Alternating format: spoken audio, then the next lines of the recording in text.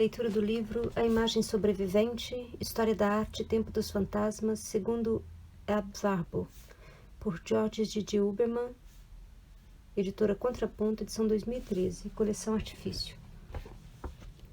Capítulo 1. A Imagem Fantasma, Sobrevivência das Formas e Impurezas do Tempo.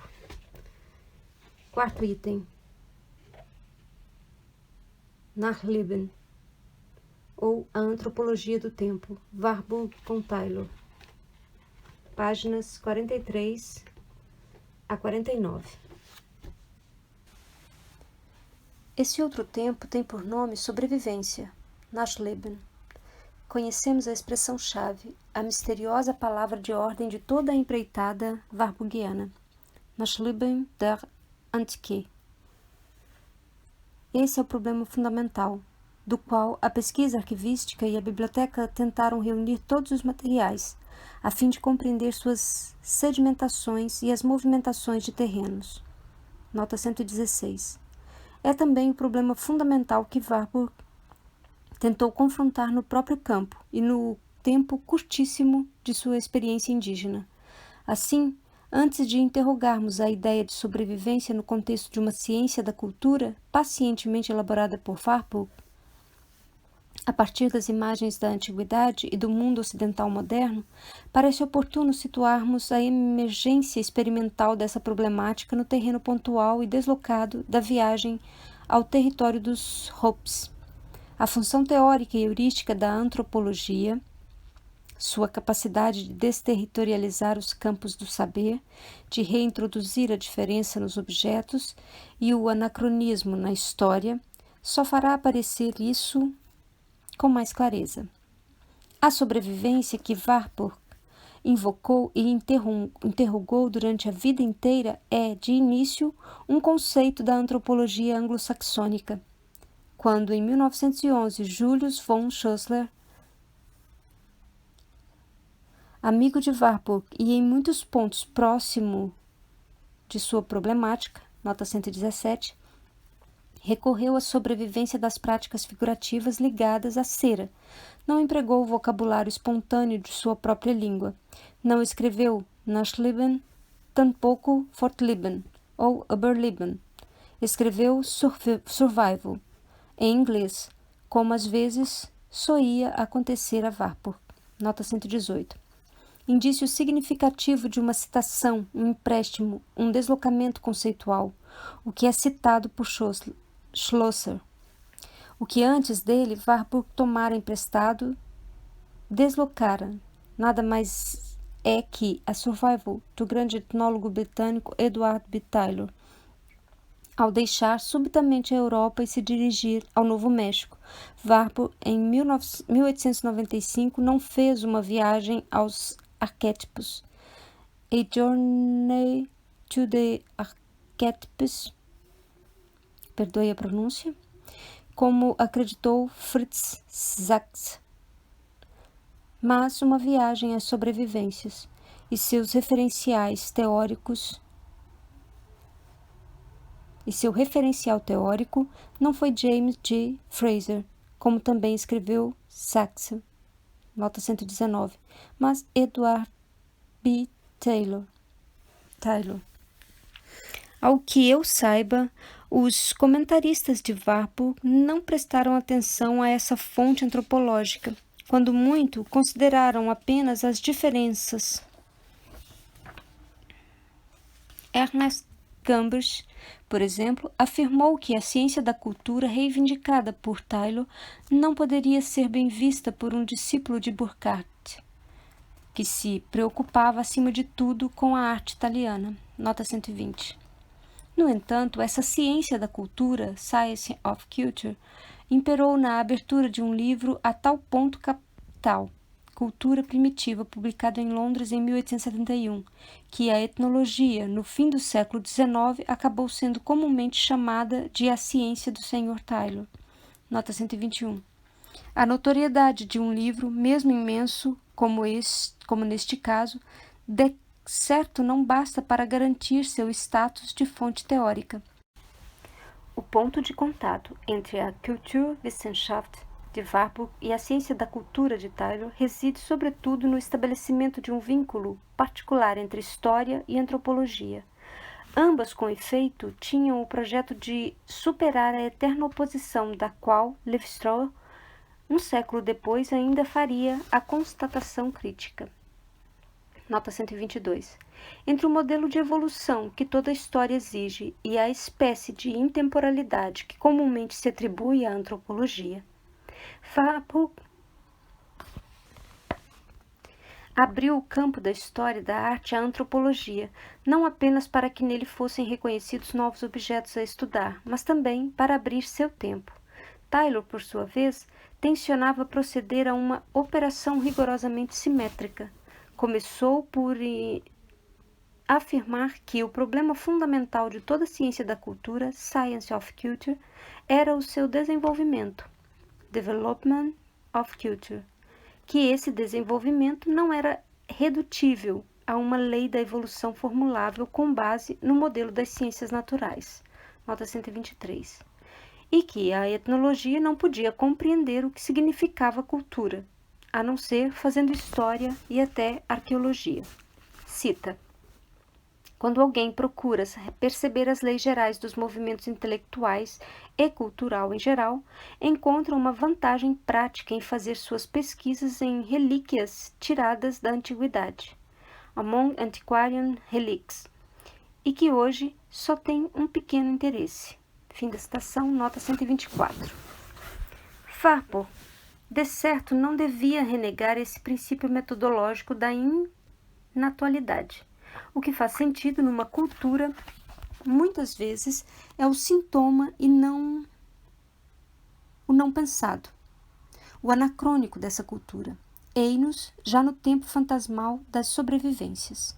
Taylor o introduziu teoricamente no começo da cultura primitiva, constatando que os dois modelos concorrentes do desenvolvimento da cultura, a teoria do progresso e a teoria da degenerescência, pediam que fossem dialetizados, entrelaçados um com o outro. O resultado seria um nó de tempo, difícil de decifrar, pois nele se cruzariam incessantemente movimentos de evolução e movimentos resistentes à evolução. Nota 125. No espaço cavado por esse cruzamento, logo apareceria como diferencial os dois estatutos temporais contraditórios.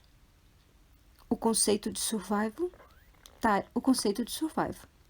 Taylor lhe consagraria uma parte essencial do seu esforço de fundação teórica. Na página 45, temos uma figura onde consta pontas das flechas de obsidiana, México pré-história, segundo Taylor, Anahuac, Londres, 1861, página 96. Continuando. Mas a palavra havia surgido em sua pena como que espontaneamente, num outro contexto, numa outra temporalidade de experiência, num deslocamento, mais precisamente numa viagem ao México. Entre março e junho de 1856, Taylor havia cruzado o México a cavalo, feito observações, tomando milhares de notas. Publicou em 1861 o diário dessa viagem, sua versão dos tristes trópicos, no qual entraram em cena alternadamente, como que para surpresa dele mesmo, mosquitos e piratas, alligators e padres missionários, tráfico de escravos e vestígios astecas, igrejas barrocas e costumes indígenas, tremores de terra e uso de armas de fogo, normas de etiqueta à mesa e maneiras de fazer contas, objetos de museu e combates de rua. Nota 126. Anahuac é um livro fascinante, porque assistimos ao assombro contínuo do autor, assombro ante a ideia de que uma mesma experiência em um mesmo local e um mesmo momento pudesse veicular esse nó de anacronismos, essa mistura de coisas passadas e coisas presentes. Assim, as festas da Semana Santa no México atualizavam comemorações heterogêneas, semicristãs e semipagãs. O mercado indígena de Grande atualizava um sistema de numeração que Taylor acreditava que só poderia encontrar nos manuscritos pré-colombianos, e os ornamentos dos antigos facões sacrificiais aproximavam-se dos encontrados nas esporas dos vaqueiros mexicanos. Nota 127, figura 4 e 5. Figura 4, essa que eu citei. A 5 virá na próxima página, estará exposta no vídeo. Diante de tudo isso, Taylor teria descoberto a extrema variedade e a vertiginosa complexidade dos fatos culturais, o que também se sente ao percorrer Fraser, mas teria igualmente descoberto algo ainda mais perturbador, que nunca sentimos ao ler Fraser: a ação vertiginosa do tempo na atualidade, na superfície presente de uma dada cultura. Essa vertigem se expressa inicialmente na intensa sensação, evidente em si, porém menos óbvia em suas consequências metodológicas, de que o presente se tece de múltiplos passados. Na página 46 está a figura 5, aguilhões para brigas de galo, México, século XIX, segundo Taylor, Anahuac, Londres, 1861, página 254. É por isso que o etnólogo, aos olhos de Taylor, deve fazer-se historiador de cada uma de suas observações. A complexidade horizontal do que ele vê decorre, antes de mais nada, de uma complexidade vertical, paradigmática do tempo. Cita: progresso, degradação, sobrevivência, revivescência, modificação, progress, degradation, survival, revival, modification. Tudo isso são formas pelas quais se ligam as partes da complexa rede da civilização. Basta uma olhadela para os detalhes banais, trivial details, da nossa vida cotidiana para nos levar a distinguir em que medida somos criadores e em que medida só fazemos transmitir e modificar a herança dos séculos anteriores. Aquele que só conhece sua própria época é incapaz de se dar conta do que vê quando simplesmente olha em volta em seu quarto. Aqui há uma madressilva da Assíria, ali a flor de lis de Anjou, uma cornija com moldura à moda grega, contorna o teto, o estilo Luís XV e o estilo Regência, ambos da mesma família, compartilham a decoração do espelho. Transformados, deslocados ou mutilados, transformed, shifted or mutiled. Esses elementos artísticos ainda guardam em si plenamente a marca de sua história. Still carry their history plain stamped upon them. E se nos objetos mais antigos a história é ainda mais difícil de ler, não devemos concluir disso que eles não a têm. Fim da citação, nota 128. É característico que esse exemplo de sobrevivência, um dos primeiros oferecidos em cultura primitiva, diga respeito aos elementos formais de uma ornamentação, às palavras primitivas de qualquer ideia de estilo. Nota 129. É igualmente característico que essa sobrevivência das formas seja expressa em termos de uma chancela, stamp. Dizer que o presente traz a marca de múltiplos passados é falar, antes de mais nada, da indestrutibilidade de uma marca do tempo, ou dos tempos, nas próprias formas da nossa vida atual. Assim, Taylor fala da tenacidade das sobrevivências, the strength of these survivals, pelas quais outras metáforas, os velhos hábitos conservam suas raízes no solo revolvido por uma nova cultura. Nota 130. Ele também compara a tenacidade das sobrevivências, um rio que, havendo escavado um leito para si, correrá nele durante séculos. É um modo de expressar sempre em termos de marca o que ele chama de permanência da cultura. Permanence of culture. Nota 131. Eis levantado, portanto, um problema fundamental, em que Warburg bem poderia reconhecer sua própria interrogação sobre a permanência, a tenacidade das formas antigas na longa duração da história da arte ocidental, mas isso não é tudo. Tal permanência poderia ter se expressado, como muitas vezes fez no século XIX, em algumas antropologias filosóficas, em termos de essência da cultura. O interesse fundamental do pensamento tayloriano nesse ponto, assim como sua proximidade da abordagem warburgiana, prende-se ao complemento decisivo, a permanência da cultura. Não se exprime como uma essência, um traço global ou um arquétipo, mas, ao contrário, como um sintoma, um traço de exceção, uma coisa deslocada, a tenacidade das sobrevivências, sua própria força. Como diz Taylor, nasce na tenuidade de coisas minúsculas, supérfluas, ridículas ou anormais.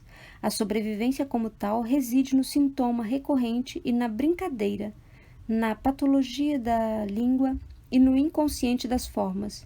Por isso Taylor se debruçou sobre as brincadeiras e os brinquedos infantis, arcos, atiradeiras, matracas, jogos de cocarne ou baralhos, sobrevivências de antigas práticas muito sérias de guerra ou adivinhação. Assim como Warburg se debruçaria tempos depois sobre as práticas festivas do Renascimento. Taylor interrogou os traços de linguagem, os ditados, os provérbios e as formas de saudação. Nota 132.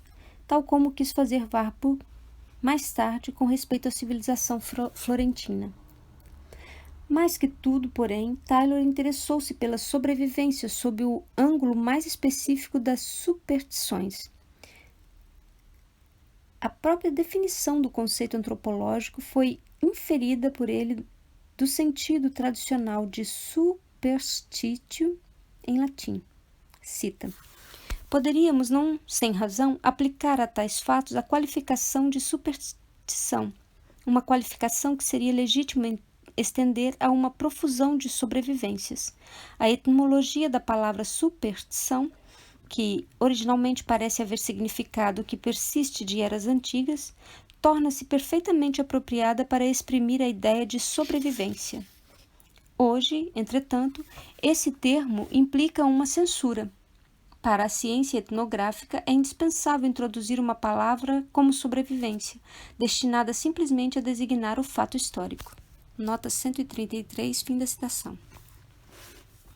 É compreensível, portanto, que a análise das sobrevivências em cultura primitiva culmine num longo capítulo dedicado à magia, à astrologia e a todas as suas formas aparentadas. Nota 134.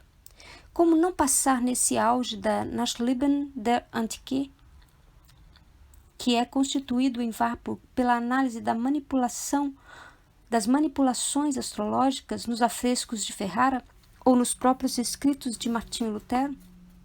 Nota 135.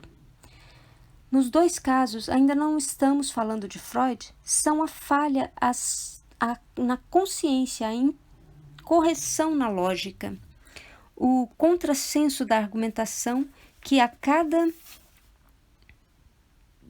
vez abrem na atualidade de um fato histórico a brecha de suas sobrevivências.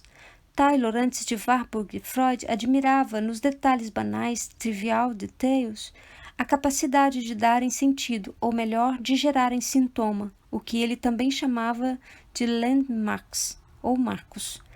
A sua própria significância antes de Warburg é de seu interesse pelo animismo, das efígies votivas. Taylor, entre outros, é verdade, tentara criar uma teoria geral desse poder dos signos. Nota 136. Antes de Warburg e de seu fascínio pelos fenômenos expressivos do gesto, Taylor, igualmente entre outros, tentara uma teoria da linguagem emocional e imitativa, Emotional and Imitative Language, nota 137.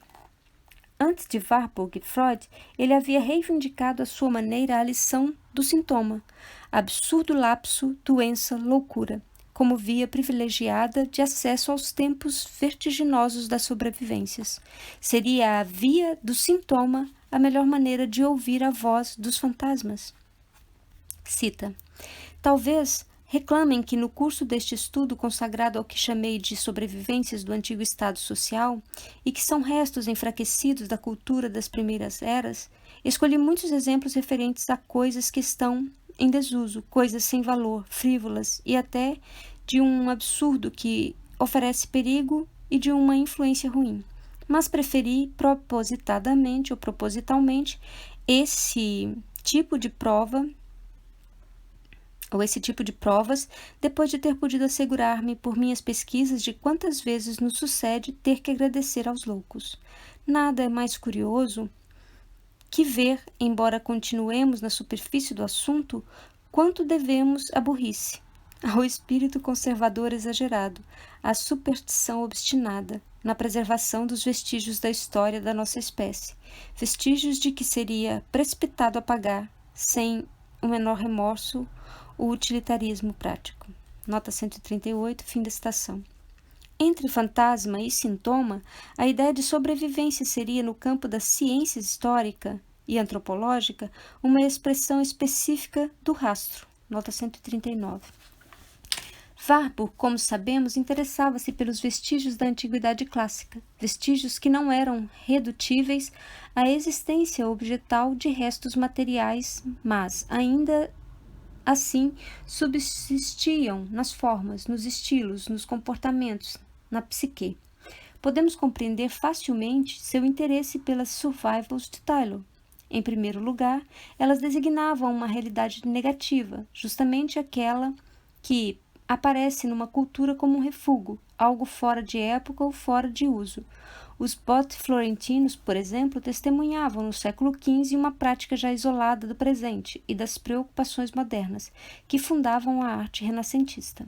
Em segundo lugar, a sobrevivência, segundo Taylor, designavam uma realidade mascarada, algo persistia e atestava um estado desaparecido da sociedade. Porém, sua própria persistência era acompanhada de uma modificação essencial, mudança de estatuto, mudança de significação. Dizer que o arco e a flecha das guerras antigas sobreviveram como brinquedos infantis é dizer evidentemente que seu status e sua significação se modificaram completamente. Nisso, a análise da sobrevivência se evidencia como análise de manifestações sintomais e fantasmais. Elas designam uma realidade de intrusão, ainda que tênue ou até insensível, e por isso designam também uma realidade espectral. A sobrevivência astrológica apareceria como um fantasma no discurso de Lutero, um fantasma cuja eficácia Warburg podia reconhecer através de sua natureza de intruso e de intrusão, de sintoma, na argumentação lógica do pregador da Reforma. Nota 140. Não é de admirar que a fortuna crítica das survivals taylorianas tenha concernido inicialmente aos fenômenos da fé. Esse conceito encontraria no campo da história das religiões as suas mais numerosas aplicações. Nota 141. Alguns estudos arqueológicos de longa duração, antecipando-se ao que André Leroy-Gourhan viria a chamar de estereótipos técnicos, teriam sabido, ainda assim, abordar a história dos objetos sob o ângulo da survival. Nota 142. Fim desse item. Veremos o próximo item no próximo vídeo. Até lá!